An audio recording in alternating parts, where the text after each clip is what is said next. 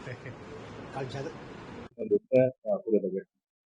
देखिए, वैसे भी रुपये का अवमूल्यन हो चुका है, 86 रुपया पार हो चुका है। तो यदि ये अंतर बढ़ाए हैं तो इससे कुछ फर्क पड़ने वाला नहीं है। दूसरी बात ये है कि मिडिल क्लास है, लोअर मिडिल क्लास है, गरीब है, किसान है, इसके लिए इस बजट में कुछ भी नहीं है।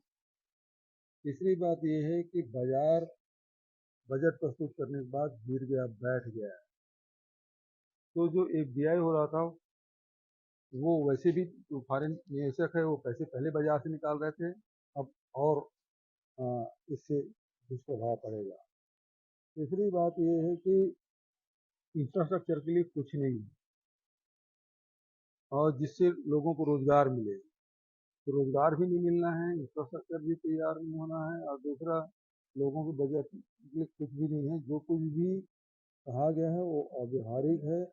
घाटा कम कैसे होगा इसके बारे में कुछ नहीं है, और जो कुछ भी बताया जा रहा है वो मुंगेरी लाल के हसीन सपने है, इसके अलावा कुछ लोग लग रहा है क्या आपको बजट है। लोग बजट है क्या ये? बिल्कुल नहीं है, अव्यवहारिक बजट है जिससे न मिडिल क्लास को मिडिल क्लास करा रहा है। टैक्स इतने बढ़ गए हैं, जीएसटी इतना लाद दिया गया है कि आम उपभोक्ता इसे त्राही त्राही कर रहे हैं, और ऐसे में उनके रिलीफ के लिए कुछ नहीं किया गया है। दूसरी बात है, नौजवान बेरोजगारी बढ़ी हुई है, नौजवानों के पास काम नहीं है, तो इंफ्रास्ट्रक्चर में कोई काम नहीं है, तो उससे रोजगार मिलना नहीं है। और तीसरी तरफ यह है कि निवेशक को प्रोत्साहित करने के लिए भी कुछ नहीं है। बजट में सबसे बड़ी बात 12 लाख तक के इनकम के लिए पूरी तरह से इनकम टैक्स में कंप्लीट छूट दी गई है। इससे सरकारी कर्मचारियों को, छोटे व्यापारियों को, मध्यम वर्गीय साथियों को इसका बड़ा लाभ मिलने जा रहा है, बहुत बड़ा लाभ होगा।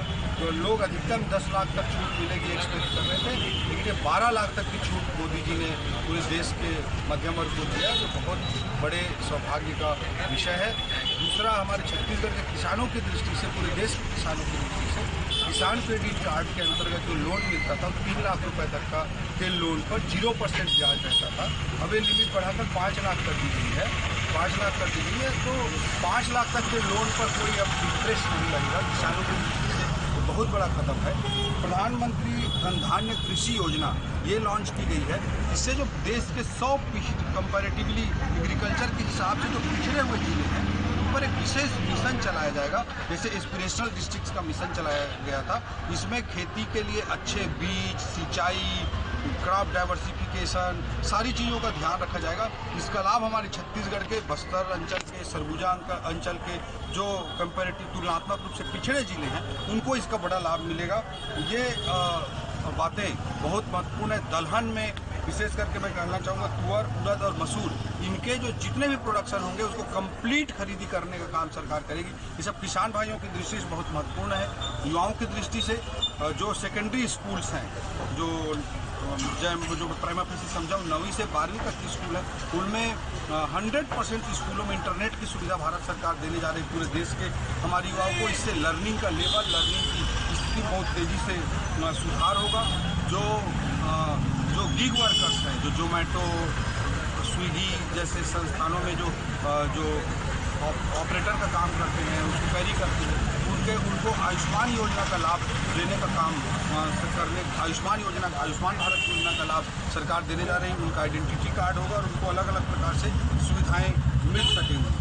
इसके अलावा मैं कहना चाहूँगा कि जो मेडिकल की सीटें, MBBS की सीटें हैं, उसमें इस साल 10,000 की वृद्धि की गई है और आने वाले 5 सालों में 75,000 सीटों की वृद्धि भारत सरकार करने जा रही है, जो पूरे देश के युवाओं की दृष्टि से भी, जो मेडिकल प्रोफेशन में अपना करियर बनाते हैं उनके लिए भी, और देश में स्वास्थ्य के हालात को सुधारने की दृष्टि से बहुत क्रांतिकारी कदम है।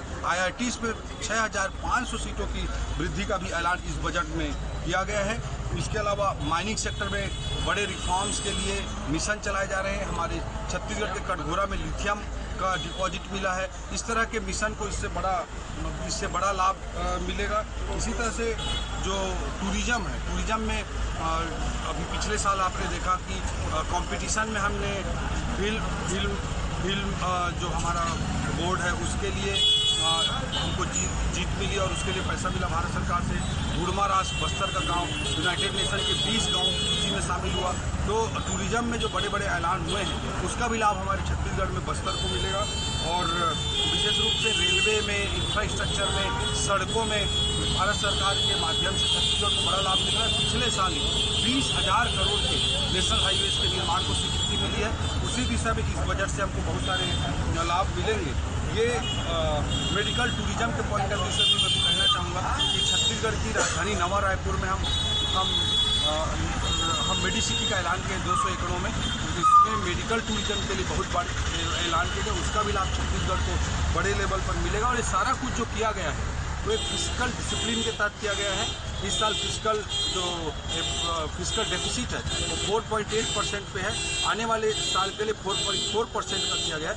इस तरह के इनकम टैक्स की बड़ी छूट देना और 4.4% पे फिजिकल डेफिसिट को कंट्रोल करके रखना, तो जो भी छूट मोदी जी देते हैं वो अपने वित्तीय अनुशासन के तहत देते हैं। ये हम सबके लिए बहुत सौभाग्य का विषय है।